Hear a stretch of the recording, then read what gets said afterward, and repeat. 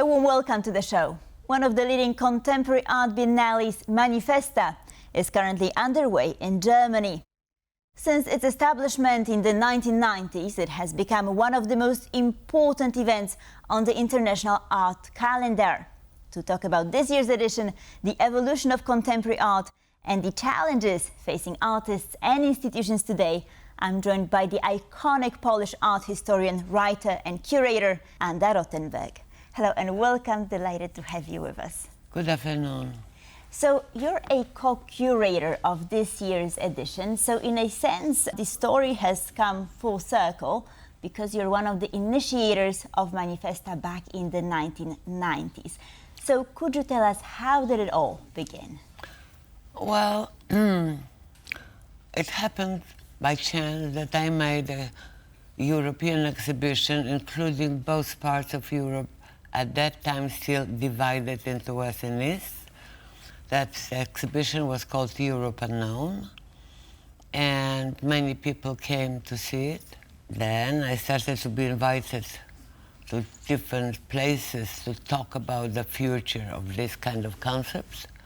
And finally, it ended up in Amsterdam that we conceived the show and Biennale and foundation, which is called Manifesta. And the first exhibition of that biennial was in Rotterdam in 1996. So when Manifesta was founded, as you said, it was right after the fall of the Iron Curtain. The Europe was opening up. Now it faces a whole different set of challenges with migration, political divisions. So can art still help shape a sort of common European solidarity? Well, artists lose or lost, not totally lost, but are losing their optimism, and they express it in their art because our artists are always more sensitive on everything that's going on in the world. But the show must go on. We wanted to include different types of artists. There's a different scope of the people, not the national representations, as Manifesta never did it. Rather focusing on those who had the potential to express their anxiety, their viewpoint, also on the region, because each Manifesta is very much reflecting the region when it's done, because it's a traveling exhibition. So now in the Ruhr in West Germany, the center of the industry which is now not functioning, the coal mines which are not anymore taking any coal, we had to also face this situation and reflect it in the art. And the exhibition will take place until October, so we highly recommend seeing it if you do have the time. Now, I wanted to move on to a different topic because you helped shape the sort of taste of Polish people over the years as an acclaimed art curator and a critic. So how has it changed? It happened slowly. That was slowly. Now it's accelerating. But with a great pleasure, I observe a lot of new collectors, people who are in their 40s or 50s, who earn money and who very early started to collect the art and the art of their generation. So they mostly don't look back for the classics who are very expensive, and they're following their generation. And I like it very much because that means the people now understand that it's not enough to have a nice car or a fantastic house. They understood that they would need to have a great art inside of their elegant villas. And I hope I somehow help to with my books mainly, but also some exhibitions, to form their taste And do polls primarily buy Polish art, or are they open also to foreign art? I work with the contemporary artists for a very long time, but we don't have the international market in Poland because people still don't buy the foreign art. It's a very pity. I hope once it will open. But so far, the international galleries are not opening their spaces in Poland because nobody's buying the world stars and even world good artists, which is a pity, and I believe it's going to change very quickly. Hopefully it will. Now, you've spent much of your career bringing overlooked artists into the spotlight, and I was wondering what or who is still being overlooked today? Yes, there are many overlooked artists. I will not name them because I never do it, but there are plenty of very good artists who are in a way overlooked, not by the museums, but by the buyers, by the market. Nobody is somehow, I don't know why, nobody is buying them to their collection.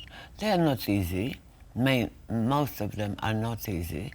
But I believe the time will come and they will finally find their place also in the collections. And when you look at the Polish art scene today, what changes make you most optimistic and what worries you, if anything?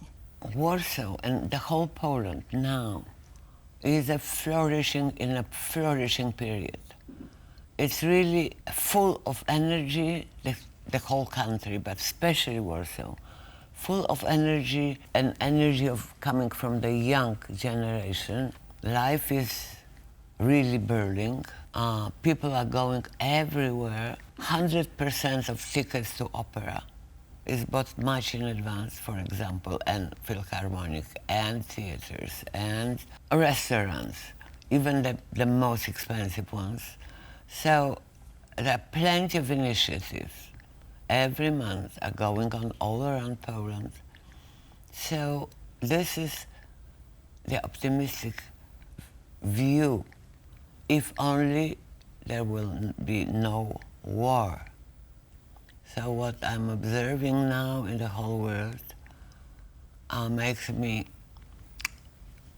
doubting in the brilliant future, because maybe there is a third generation which didn't pass through the world, and they don't know what does it mean. So they have no imagination how it is. It's not the computer game. And this is, and many children or many young people don't recognize the difference. So this is what makes me really worrying about the future. By all means, I understand that for sure. Now, perhaps to change the topic slightly, what about female artists? Because they're more and more visible, but are they still expected to make work about gender? In Poland, most of exhibitions now are the exhibitions about women or by women. I even once made a note that the white heterosexual man has no chance to have any show. Now, not only in Poland, but mainly in Poland, he's not en vogue. But this balance will come back. Anyway, now all the women have their revenge for not only years, but ages of forgetting. And another sort of branch of new art is art generated, so to speak, by artificial intelligence. And you've argued that AI is not a threat to real artists because it lacks lived experience. Do you still hold this view, or perhaps you've changed your mind? You know, I believe in talent.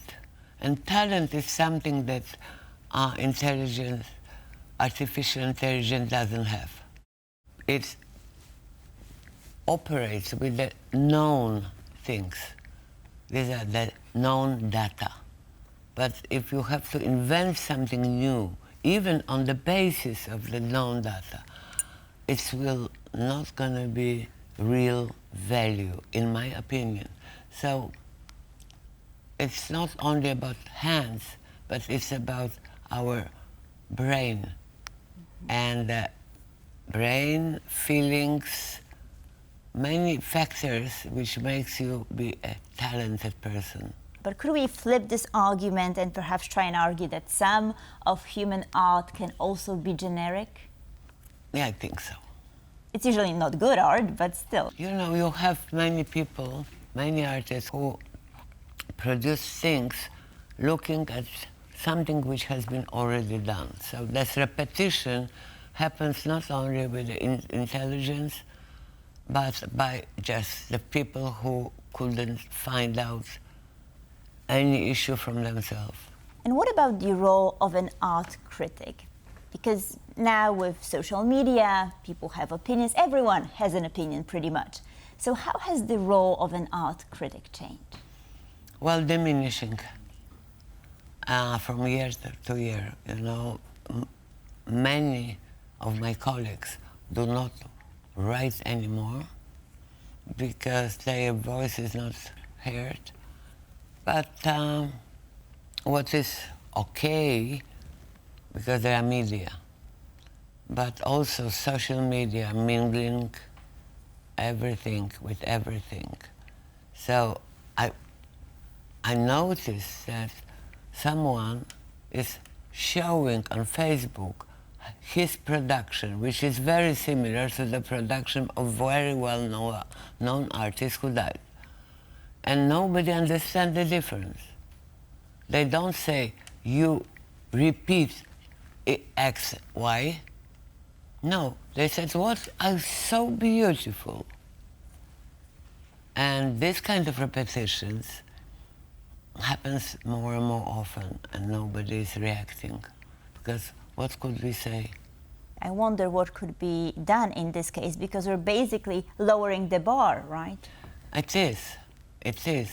Of course, and also the auction houses, they don't look to the evaluation scale, they look on the evaluation of money. And so they are selling whatever they could sell. So all of a sudden you see that the people are looking for the most expensive things, which might not be obviously the best. And this is another factor of these misunderstandings. But I believe that some specialists, especially in the museums and professional art galleries, are, however, choosing the proper things. And in addition to being an acclaimed art curator and critic, you're also an excellent writer, and I have one of your books here with me, written during the pandemic, and here you turn the lens on yourself, and it is a very brave and personal account, and I was wondering, what prompted you to do so?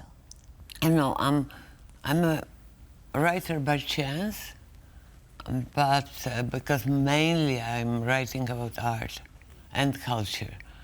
But all of a sudden, I started to publish, this is a diary, what you mentioned, because I'm observing the process of getting old. It is like registration. Some situation that you didn't have before and happens to you.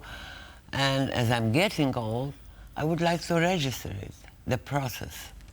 Anda Rottenberg, thank you so very much for joining us today. Thank you. And thank you for watching Pulse of Culture. Please stay tuned for more here on TVP World.